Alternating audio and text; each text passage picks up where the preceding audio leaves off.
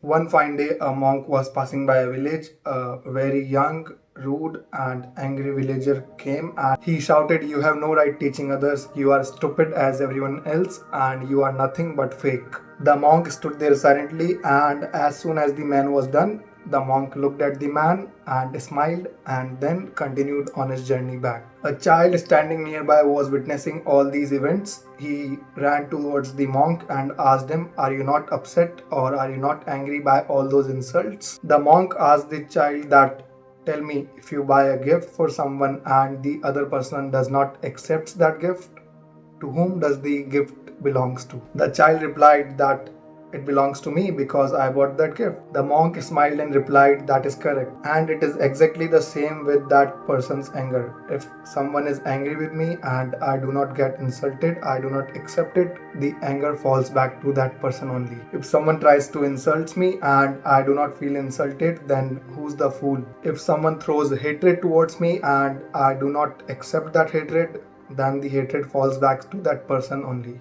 And that is how we come to our first concept right here, that is zero tolerance to bullshit. No matter what, no matter the circumstances, no matter the situation, no matter the scenarios, just don't accept any bad behavior towards you. And let's incorporate this culture of zero tolerance of bullshit in our life. We are surrounded by frustrating people all around us, from jittery legs to spitting anywhere, from noisy eating to cribbing about government to complaining about inflation all the time. And they can be irritating as well, from rude drivers on the road to annoying colleagues and rebellious kids in our life. We get stressed from personal relationships, from jobs, from schools, from an argument that was totally unnecessary, from any annoying habits of your partner or from your colleagues. Let's say there's a couple, Mia and Tom. Now, Tom is super upset from Mia because Mia was previously angry, rude,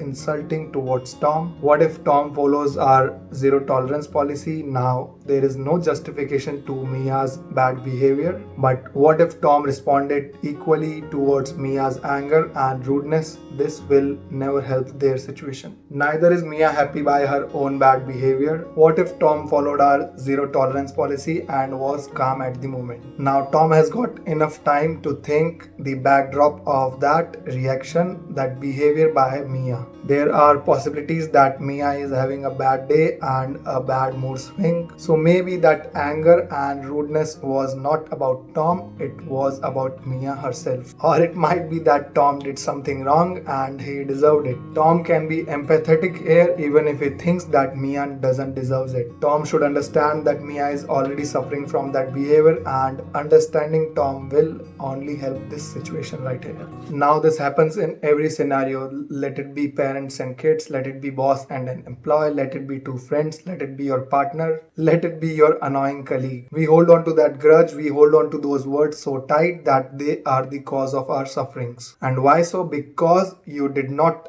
expect it from them. We can never let go of those words that was said by someone in their not so right state of mind. Because in this beast right here, we have that misconception of what's right and what's wrong. We have those misidealization, misstandardization that we have gained throughout our life. This is the problem, our standards about what is right. There is nothing absolutely right in this world. This is only a standard that we have in this beast right here. We expect everyone to follow those standards and to treat us the way that we expect and that we think is the right way. So that this demon right here feels good about it. Well, this is never going to happen in reality. Once upon a time, two Buddhist monks were on a journey. One was a senior monk and the other was a junior monk. During their journey, they approached a raging river, and by the river there stood a young lady. The lady was concerned about how will she get to the other side of the river without drowning. The junior monk went straight past her without giving it a thought and crossed the river by himself. However, the senior monk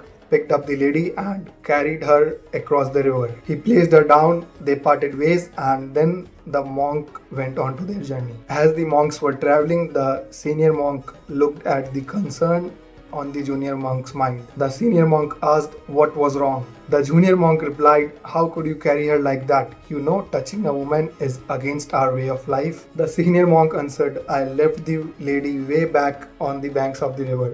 Why are you still carrying her?" The senior monk broke rules, but for good reason. Once that purpose was fulfilled, he put her down. But that junior monk was carrying the burden of what that senior monk had done as an emotional baggage. Same happens with us. We carry that emotional baggage all the time around with us of something that has happened in the past. We need to let go of any burden that past has placed on us. It's happened, it's over, it cannot be changed. One cannot do anything about it. So why let an old flame burn you twice? And if we hang on to something that has already happened in the past, which cannot be changed, which is now giving us sufferings in the present. Every time we relive it, we think about it, we are getting that same suffering over and over again, which traps us into, as I'd like to refer it, the vicious chakra of confrontations. Homo sapiens are the most advanced species on the earth. We Homo sapiens have the luxury of having thoughts and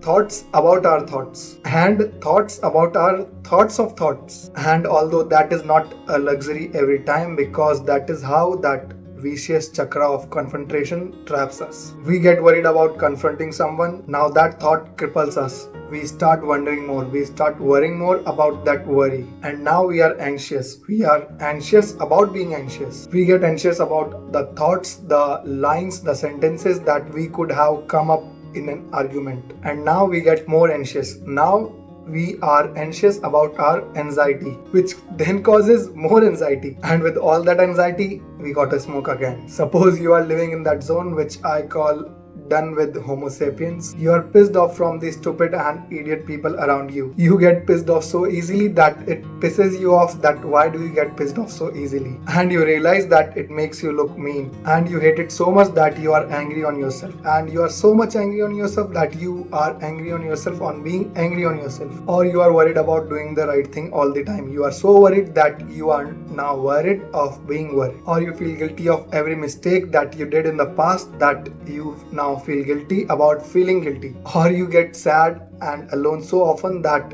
even the thought about getting sad and alone makes you feel more sad and alone. This is the vicious chakra of confrontation. This vicious chakra of confrontation has become a global pandemic, which makes us overly stressed and overly anxious. And when you are going merry-go-round in this chakra, and as soon as you feel even bad for 5 minutes about being in this, you are bombarded with 100 images of people totally happy and having their amazing life. And then it's totally impossible for us to not play that victim card and not be sad about how our life is unfolding. But then how to escape this chakra, this merry-go-round here that we are trapped in? Well, I used to write it on a paper. I used to write everything that has happened with me wrong in the paper. I used to write every sentence that I wanted to speak and that argument which I lost, and then I used to burn it. And those flames used to give me such satisfaction that it was soothing. So you can just try it out and experiment that how does it feels, or you can just